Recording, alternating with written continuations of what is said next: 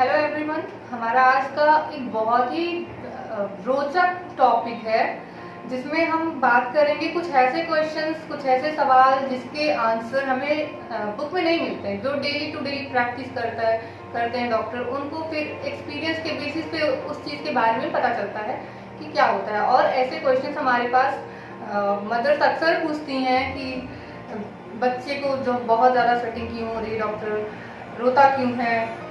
तो इस तरह के बहुत ही कॉमन क्वेश्चंस हैं डे टू डे यूज में और जिनके आंसर्स बुक में नहीं मिलते।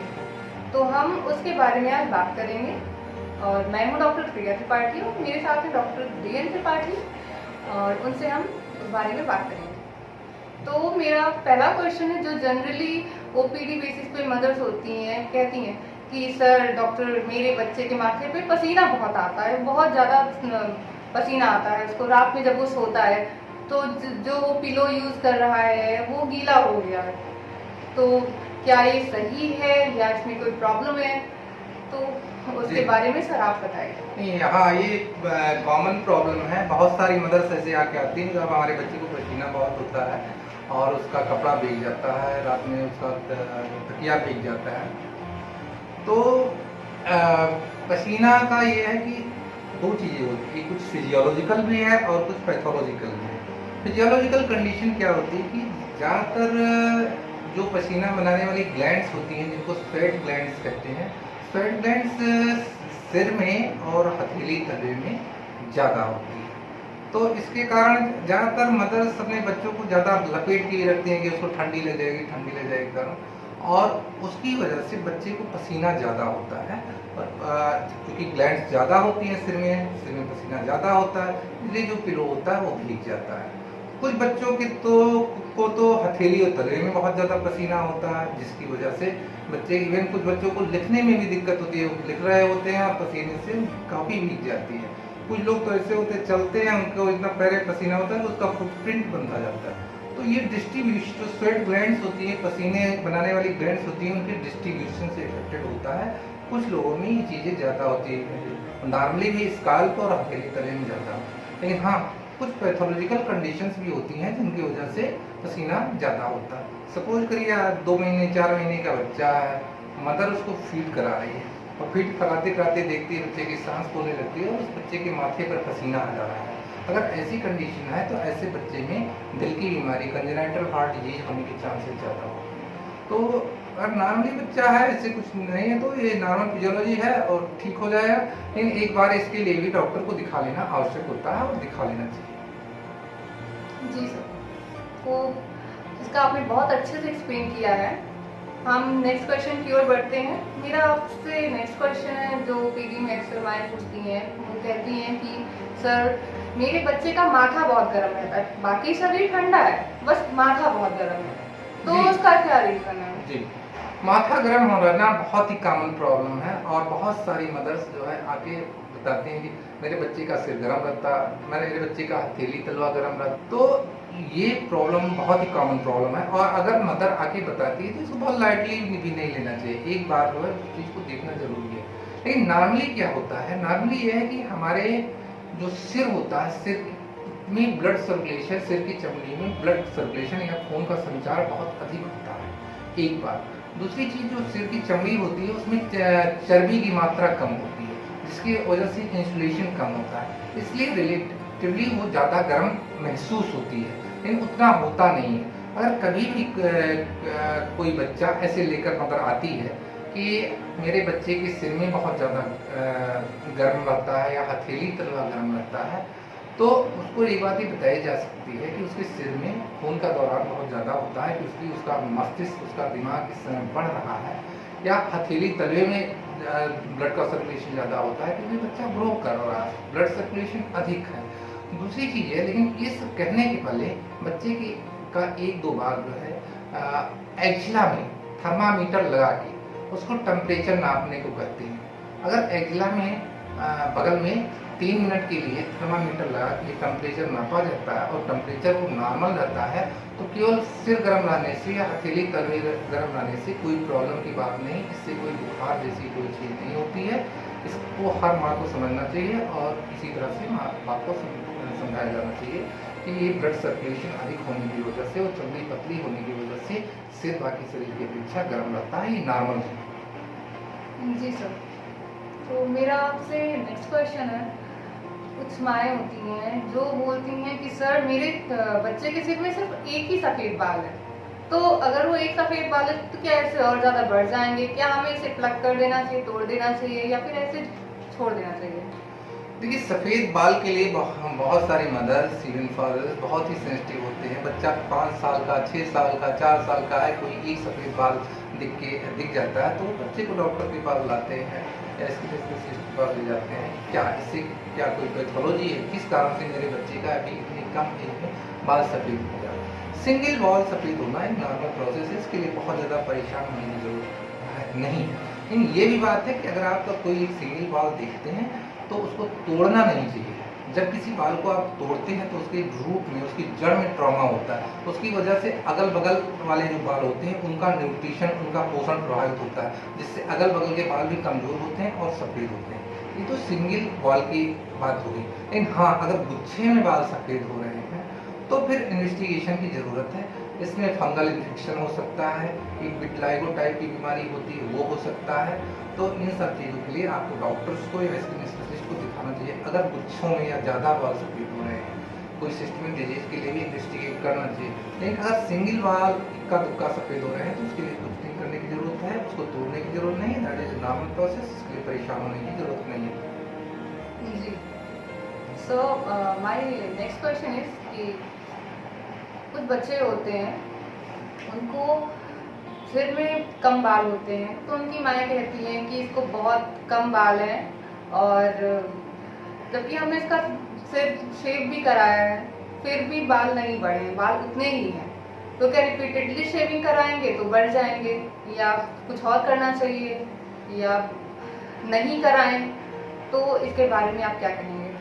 हाँ, बहुत सी मदर्स ऐसी आती हैं, अपने बच्चों के बारे में कहते हैं कि साहब इसको पहले तो बाल थे, अब बाल ही नहीं है, बाल सब उड़ गए। ये नॉर्मल प्रोसेस है, बच्चों के शुरू में बाल होते हैं, उसके बाद बाल गिर जाते हैं। एक प्राकृतिक मुंडन टाइप का होता है जिसमें बाल अपने आप गिर जाते हैं। और ज़्यादातर बच्चों को शुरू में बाल होते हैं, 7-8 महीने होते होते बाल कम हो जाते हैं और साल भर के बाद पुनः वैसे बाल आ जाते हैं। इसमें मुंडन कराने या शेविंग कराने से कोई फर्क नहीं पड़ने वाला है, क्योंकि ये रूट का मामला है, जड़ का मामला। आप मुंडन कराते हो तो आप सिर के ऊपर के बाल ही काटते हो।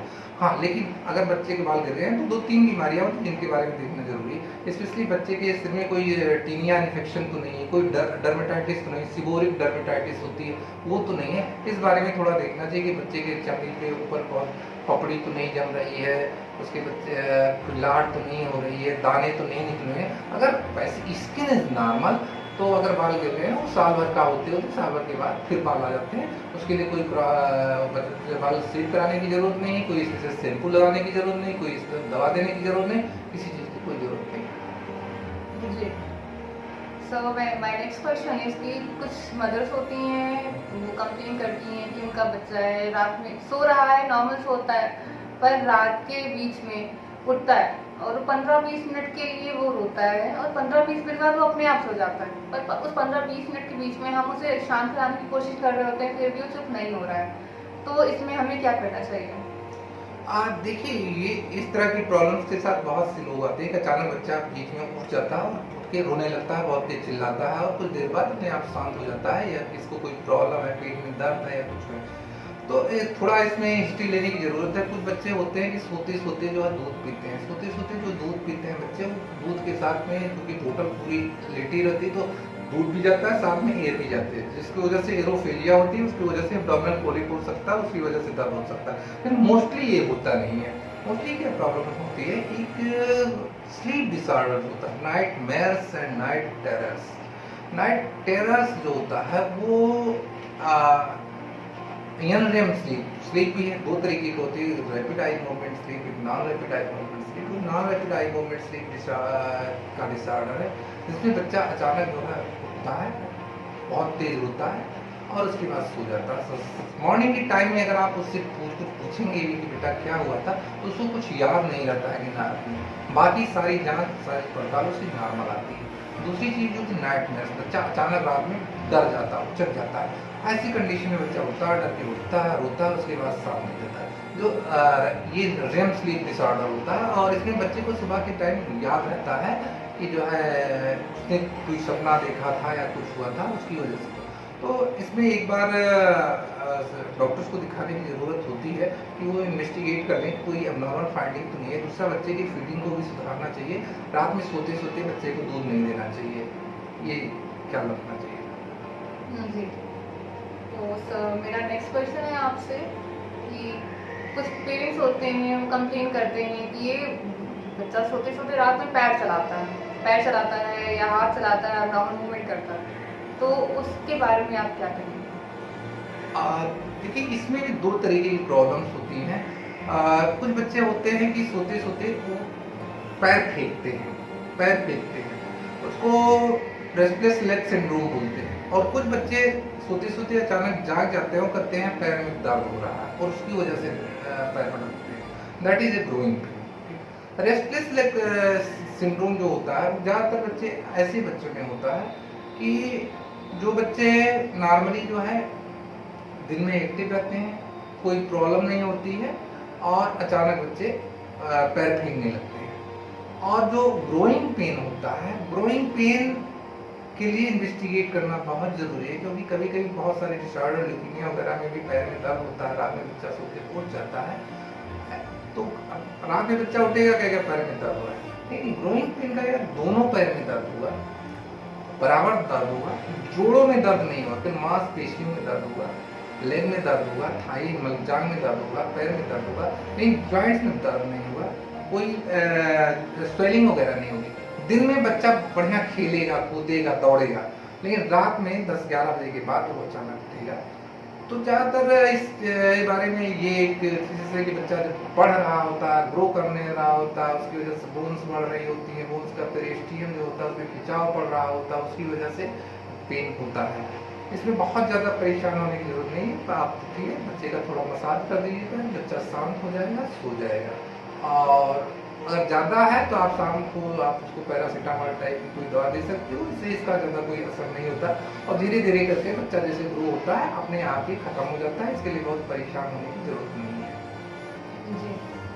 तो मेरा नेक्स्ट क्वेश्चन है आपसे, कुछ मदर्स होती हैं वो बोलती हैं कि 2 हफ्ते का उनका बच्चा है, 2 वीक्स ओल्ड है वो, और उसने 1 वीक से स्कूल नहीं पास किया है, तो इसके बारे में आप क्या कहेंगे? या कुछ माएँ ऐसी होती हैं वो बोलती हैं वो भी 2 वीक्स का ही बेबी है और वो दिन में 4-5 बार स्कूल पास कर रहा है, तो इन दोनों सिचुएशन में आप उनको क्या एडवाइस देंगे? देखिए, 2 चीज़ें हैं। अगर बच्चा मदर मिल्क पर है, ब्रेस्ट फीड कर रहा है बच्चा, और 7 दिन 8 दिन भी बच्चा स्टूल पास करता है और स्टूल सॉफ्ट है, उसको करने में कोई दिक्कत नहीं है, तो उसके लिए कोई प्रॉब्लम नहीं है। लेकिन मोस्ट ऑफ दी केसेस में, ऐसे केसेस में जो घर में पेरेंट्स होते हैं, ग्रैंड पेरेंट्स होते हैं, वो ज़्यादा परेशान हो जाते हैं। बच्चा टट्टी नहीं किया, जो भी प्रॉब्लम, बच्चा टट्टी नहीं किया। इनफैक्ट कॉन्स्टिपेशन बच्चों के नहीं, उनके दिमाग में कॉन्स्टिपेशन हो जाता है, वो उसी एक ही बात पर अड़े रहते हैं कि बच्चा टट्टी नहीं किया। तो उसके लिए है, आपके पास जब भी कोई ऐसा बच्चा आता है, कहता है कि साहब 6-7 दिन हो गए टट्टी नहीं, आप एक बार एग्जामिन करिए उसका। अगर उसका पेट मुलायम है और उससे आप पूछिए कि पिछली बार कब टट्टी किया था, अगर पिछली बार भी 6 दिन के बाद 7 दिन के बाद टट्टी किया था, तो बता सकते हैं दैट इज नॉर्मल। जो माँ का दूध बच्चे पीते हैं उनमें ऐसा होता है। अगर बच्चा मुलायम टट्टी कर रहा है तो उसकी कोई, हाँ, अगर बच्चा कड़ी टट्टी कर रहा है तो फिर इन्वेस्टिगेशन की जरूरत है कि बच्चे को कोई कॉन्स्टिपेशन नहीं है और उसके लिए दवा करने की जरूरत है या उसकी फीडिंग में चेंज करने की जरूरत है। रही बात, कुछ बच्चे 5-6 बार टट्टी करते हैं, दैट इज ऑल्सो नॉर्मल। अगर बच्चा मदर मिल्क पे है, बच्चा ब्रेकफास्ट स्टूल कर रहा है, 5-6 बार कर रहा है और बच्चे का ग्रोथ बढ़िया हो रहा है, ग्रो कर रहा है, बच्चा स्माइलिंग है, हैप्पी है, दैट इज नो प्रॉब्लम। वो बच्चा जब तक दूध पीता है, कुछ बच्चों को माँ के दूध में लैक्टोज की मात्रा ज़्यादा होती है, इसकी वजह से बच्चा टट्टी ज़्यादा करता है। जैसे जैसे बच्चा बड़ा होगा और नॉर्मल पेट पर आएगा, ये प्रॉब्लम अपने आप ठीक हो जाएगी। जी सर, कुछ मदर्स की कंप्लेन ये भी आती है कि बच्चा मेरा 1 साल का हो चुका है और उसको अभी एक भी दांत नहीं है, तो इसके बारे में आप क्या कहेंगे? और डेंटिशन का एक रेंज होता है, ज़्यादातर 5-6 महीने से शुरू होता है। ज़्यादातर बच्चों में 9-10 महीने में लगभग जो है दांत आ जाते हैं, और कुछ बच्चे तो 18 महीने का होने के बाद उनका 18 महीने तक के दांत आता है। जिन बार बच्चों में 18 महीने तक में दांत आता है उनको के लिए पेरेंट्स अक्सर परेशान होते हैं कि बच्चे को दांत नहीं है, दांत नहीं है। ऐसी स्थिति में आपको फैमिली हिस्ट्री लेना चाहिए कि बच्चे के पेरेंट्स को, बच्चे की माँ को कब दांत आया, बच्चे के पिता को दांत, इसलिए उनके ग्रैंड पेरेंट्स से पूछिए कि भाई आपके बेटे को कब दांत आया। मोस्ट ऑफ दी लोगों में ऐसी हिस्ट्री होती है कि बाप को भी देर से दांत आया था, तो इस तरह से आप उनको एक्सप्लेन कर सकते थे कि ये फैमिली हिस्ट्री है, बाप को भी देर से दांत आया था, माँ को भी देर से दांत आया, इसलिए है। तो या फिर बहुत ज़्यादा परेशान हो तो आप जो है एक उसके जॉ का जो है आप एक्सरे करा सकते हैं। एक्सरे में दांत दिखाई देते हैं बाहर निकलने के पहले, और खुद आप बता सकते हैं कि दांत निकल रहे हैं और जल्दी ही निकल आएंगे, और 18 महीने होते होते निकल आते हैं। तो इसमें बहुत ज़्यादा परेशान होने की जरूरत नहीं, और ज़्यादा इसमें कोई विटामिन, कैल्शियम, विटामिन डी देने वगैरह जरूरत नहीं है। हाँ, कुछ कंडीशन होती हैं, सीवियर रिकेट्स हो, हाइपोथायरॉयडिज्म हो, उसमें थोड़ा डिलेट होता है। इन नॉर्मल बच्चों में डिलेट होना एक नॉर्मल वेरिएशन है, जो 6 से लेकर 18 महीने के बीच में दांत निकल आते हैं, कोई ज़्यादा परेशान होने की जरूरत नहीं है। जी सर, थैंक यू सर। तो आज का हमारा ये टॉपिक बहुत ही छोटा सा था। एक्चुअली इसमें बहुत सारे इस तरह के क्वेश्चंस हैं जो कि हम अगले 2 से 3 अगले नेक्स्ट 2 वीडियोस में वी विल डिस्कस इसी तरह के कुछ क्वेश्चंस के बारे में जो कि नॉर्मल डेली प्रैक्टिस में आते हैं। इस तरह के क्वेश्चंस हमारे पास। तो आई होप कि आपने वीडियो आपको अच्छा लगा होगा, और हम इसी को कंटिन्यू करेंगे हमारे नेक्स्ट वीडियो में। आज के लिए थैंक यू, नमस्ते।